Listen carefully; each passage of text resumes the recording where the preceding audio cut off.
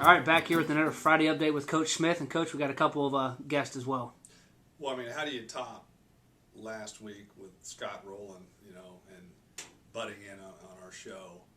No, but that was awesome. But no, what I thought maybe we would talk about this week, and a lot of people don't know, we try to get our kids out and do different things in the community. And we've had some really neat experiences recently with the ROTC program here. The Army ROTC program invited us out recently to take part in an exercise where we were kind of their training guinea pig, so to speak, with paintball.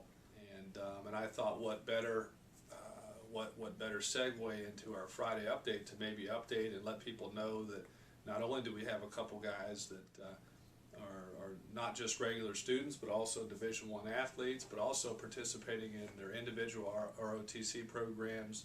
Matt Serfling with the Air Force ROTC, and Casey Smith, who I'm a little familiar with, in the Army ROTC. So I thought what I would do is maybe ask them to share some of their experiences of the uniqueness of being a Division I athlete, but also at the same time participating in their particular programs. And much like the military style of questioning here, we'll go seniority first. Absolutely. And maybe tell a little bit about what you're doing and how that fits in with the baseball program, Matt. Well, for Air Force, we have our class and our lab every Thursday.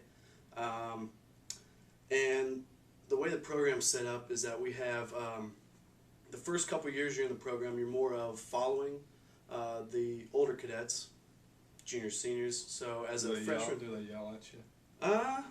we get a little intense here and there, but it can't be like field training. I once heard someone in a locker room or bus or something ask who was more intimidating, me or your superior officer, and I don't remember the answer to that question. I'm not sure I do either. Carry on. So the way the program's set up is first couple of years you're following, and then you go to field training between your sophomore and your junior summer for a month. Get yelled at quite a bit, learn some great tools, and then you put those tools to use as a junior and a senior, and then you start to lead the freshman and the sophomore.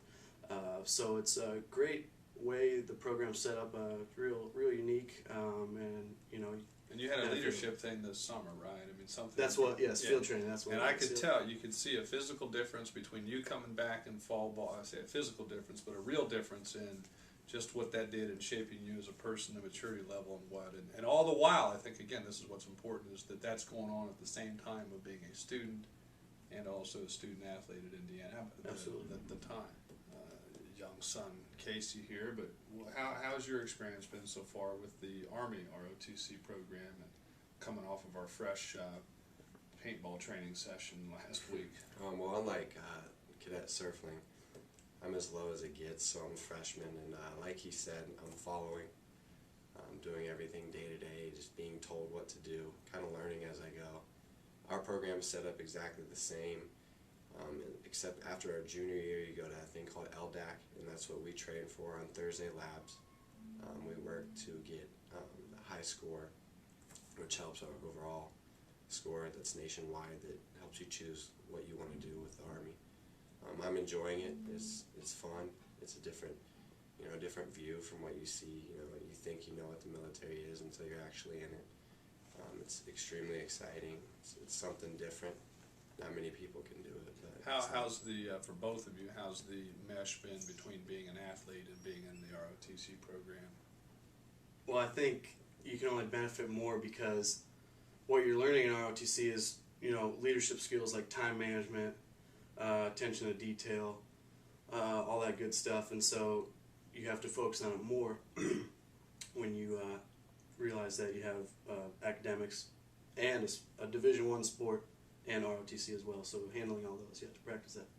I feel like mentally, it's something that teaches you toughness even more. I know it's stressed a lot with baseball, with any Division I sport, but with the Army, I've noticed a lot of it is they're going to throw stuff at you that you don't want to do all the time, but you got to suck it up, bite your tongue, and just do it. And I think that's one thing. It better be the same in baseball. It is. And at home. It is. And Coach, these guys talked about the academics. course, we're talking about the ROTC. They spend their time on the diamond, but they're two sport stars. They're part of your flag football team. We haven't had an update in 2 weeks. What do we got? Well, as we talked before, Kyle, we were getting ready for the championship game, which we've recently competed in, and I'm proud to say that we're two-time champion here at Indiana University. Team baseball came through again with a strong performance and captured the open league, or whatever they call it, the most competitive division championship again at the Mellencamp Center, and we're I think because we've done that, we're going to have to go for try to defend our title, 3 years in a row.